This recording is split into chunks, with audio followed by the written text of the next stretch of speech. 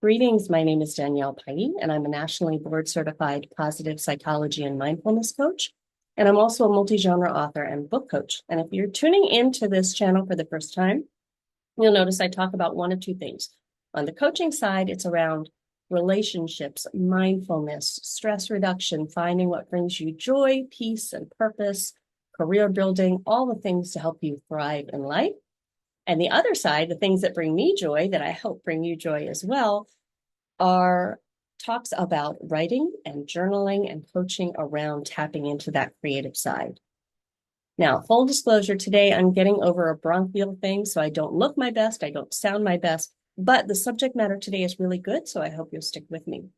Now, today we're going to be talking very briefly about attachment styles in relationships. This is not a deep dive. Some of you may be aware of this already. Some of you might be hearing this for the first time. But in general, when we talk about attachment styles, we talk about how our upbringing, our interpersonal connection, what we learned as children kind of carry over into adulthood, and attachment style shows up in our romantic relationships. And there are 4 different types that we're going to talk about today. And then I'm going to give you some tips for ones that maybe you notice in your own life that could use a little bit of work.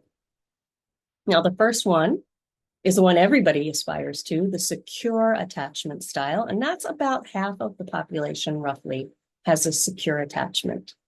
We can be intimate with our partners and open and have conversations, but we're also okay if we're alone and having our autonomy and feeling independent, and we don't feel insecure if that person's not around constantly.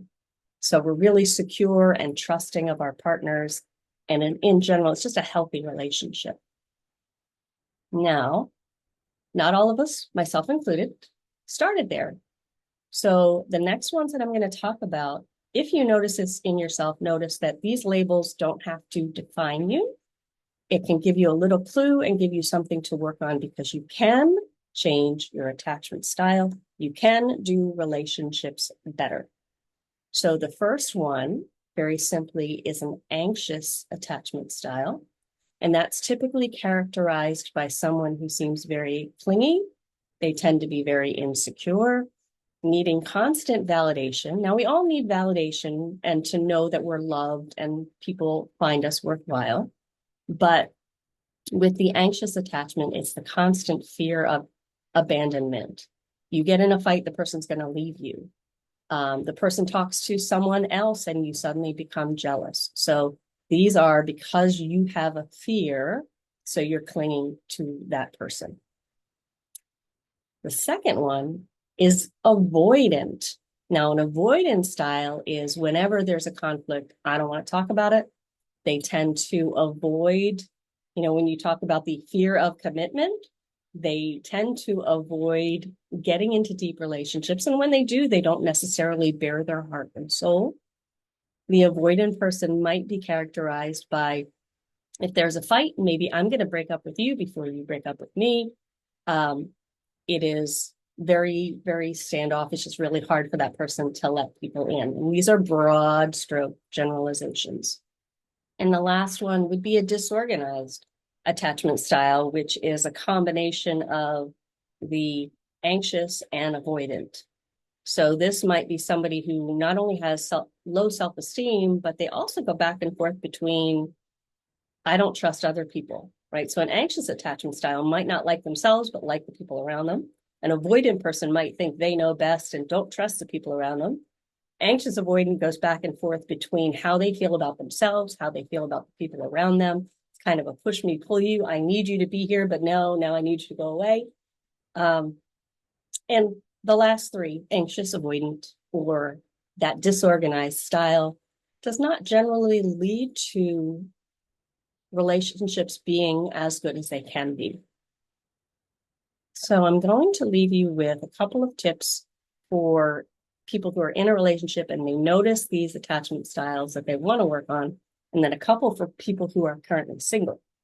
So for people in a relationship, if you notice that you yourself are anxious, a little constantly worried about how the other person perceives you, constantly needing validation, The first thing is to openly communicate with your partner because on their side, it could be very exhausting to constantly have to validate, no, honey, I love you. I'm not going to leave you. It's hard, right? So if you can acknowledge, yes, I'm feeling very vulnerable right now. Can I just have a hug? And sometimes you do need that reassurance, but even just opening up to your partner and saying, like, this is how I'm feeling.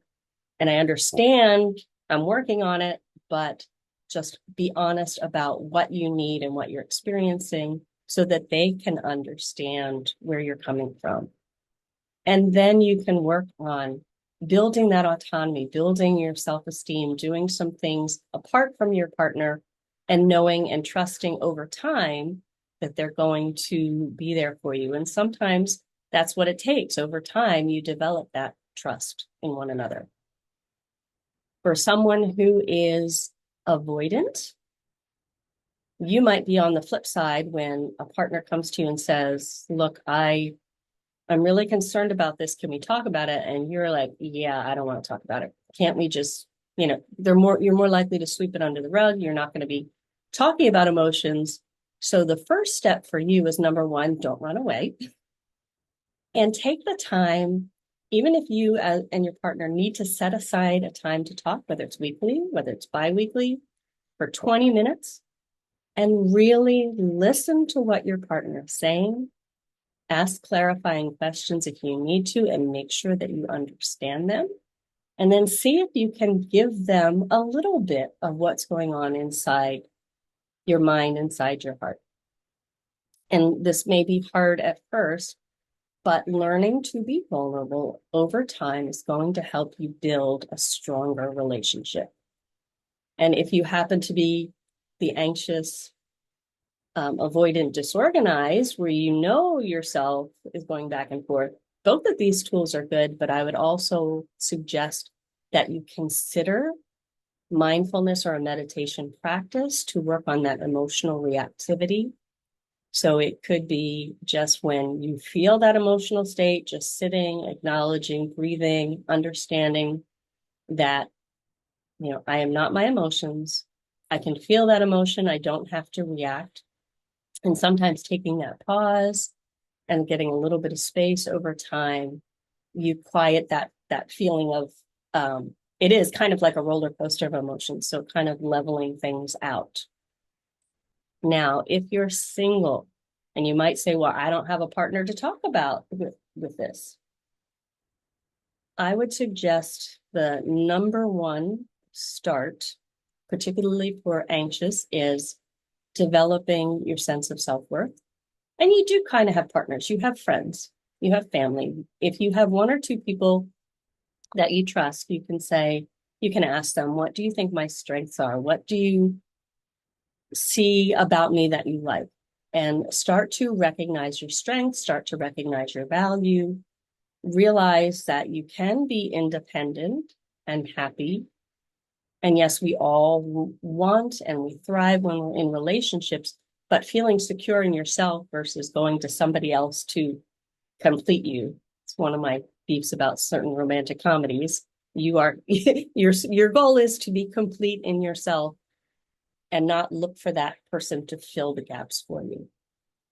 And if you're avoidant, then it is learning to, and you can, once again, try this with friends, learning to open up a little bit, let people inside. And you don't have to bare your soul, but give somebody a little piece of what's going on in your mind. And once you realize people are not reacting, it's okay, then kind of do it a little more, building trust in other people, not thinking I have to do everything myself. If you want something done, do it yourself. The avoidant person does that to the extreme. And so letting other people in and recognizing that we are interconnected and we need each other. So allowing yourself to interact with people and and allow them to help you and ask for help when you need it. And then finally, once again, if you've got that mixed style, both of these tips, and really important to learn to pause, learn to process and understand your emotions. And one of the key ways to start that is through mindfulness and meditation. Now, at the bottom of this video, I'm going to have a link. The first link is a quiz on attachment styles if you're curious where you fall, and it gives some tips once you finish the quiz on how you might approach it beyond what I've gone over today. And the second, I'm going to link to my insight timer. They are free meditations. So if you're looking to develop a mindful practice, that's a good place to start. Thanks for joining me.